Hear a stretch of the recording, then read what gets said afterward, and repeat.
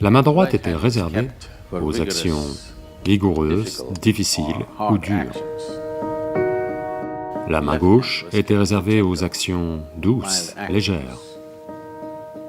C'est un principe yogique de ne pas utiliser sa main gauche pour faire des choses dures, parce que la gauche a la responsabilité de la fonction cardiaque, ce qui n'est pas une petite chose.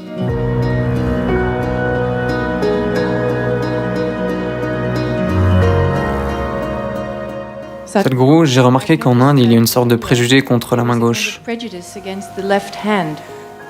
Elle semble être considérée comme inférieure d'une certaine manière, et on en réprime l'usage.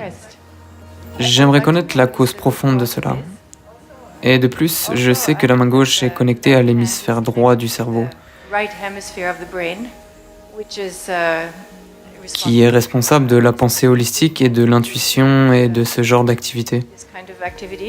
Quel est l'impact d'une inhibition de la main gauche sur le fonctionnement de l'hémisphère droit du cerveau? Il ne s'agit pas de réprimer la main gauche. Différentes mains ont différents usages.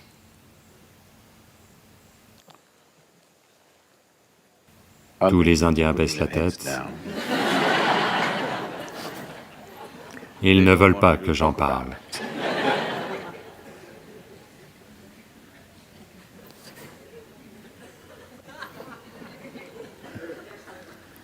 Et il n'y avait pas de désinfectant très puissant par le passé. Donc la main gauche était utilisée d'une certaine manière. Pas seulement ça.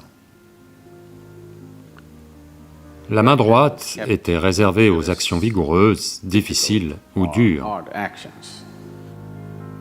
La main gauche était réservée aux actions douces, légères. Ce n'est pas une chose culturelle. Oui, c'est devenu une chose culturelle au fil du temps. Mais c'est un principe yogique de ne pas utiliser sa main gauche pour faire des choses dures. Pourquoi cela? C'est que votre cœur, est-il du côté gauche ou du côté droit? Gauche, du côté gauche. Il y en a quelques-uns qui sont à droite. Vous n'en faites pas partie. Comme la fonction cardiaque est sur le côté gauche, si vous êtes gaucher, si vous utilisez votre main gauche pour toutes les actions physiquement difficiles, il y a des recherches qui montrent que les gauchers vivent en moyenne 7 ans de moins que les droitiers. Parce que la gauche est responsable de la fonction cardiaque, ce qui n'est pas une petite chose. Donc la gauche ne devrait pas être dans des actions vigoureuses. Vous devez équilibrer les deux en termes de force et d'équilibre, mais en général, c'est mieux d'utiliser la main droite pour tout ce qui implique une certaine difficulté physique ou un stress. Vous utilisez la gauche de façon plus douce. Dans la plupart des actions qui requièrent de l'équilibre, dans cette culture, ils sont obligés d'utiliser les deux mains. Si vous devez recevoir quelque chose, personne en Inde ne tend la main comme ça, c'est toujours comme ça. Vous devez utiliser les deux mains. Si vous voulez offrir quelque chose, vous ne le donnez pas comme ça, vous le donnez avec vos deux mains. Donc, tout ce qui requiert de l'équilibre, vous utilisez vos deux mains. Tout ce qui implique une action physiquement difficile, vous utilisez la droite. Pour certaines autres actions, vous utilisez la gauche. Ceci est une compréhension qui est venue en observant le corps d'une certaine manière. Si vous utilisez votre main gauche, votre cerveau gauche ou cerveau droit ne devient pas actif. Ça ne marche pas comme ça.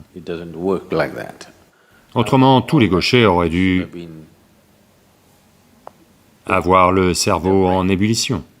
Ça ne se passe pas forcément comme ça. Énergétiquement, si vous êtes actif du côté gauche, il est possible que la dimension intuitive de votre cerveau devienne active. Non pas que ce soit possible, on le sait.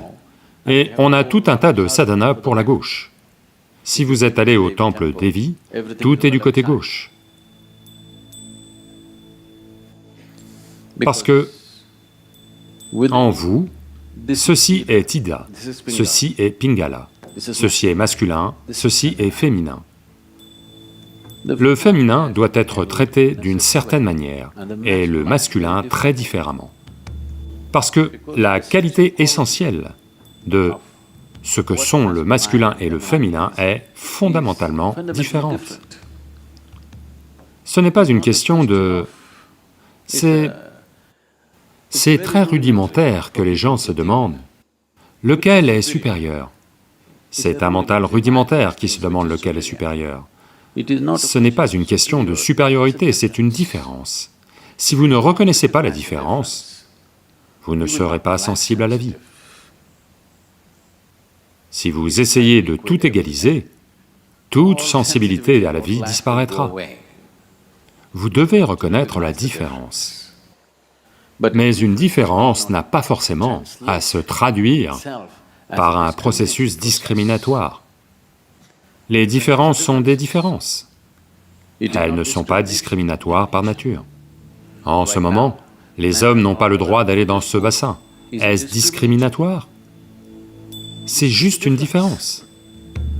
Donc, droite et gauche sont utilisées différemment. Ce n'est pas que l'une est supérieure à l'autre. Elles sont différentes et elles doivent être employées différemment.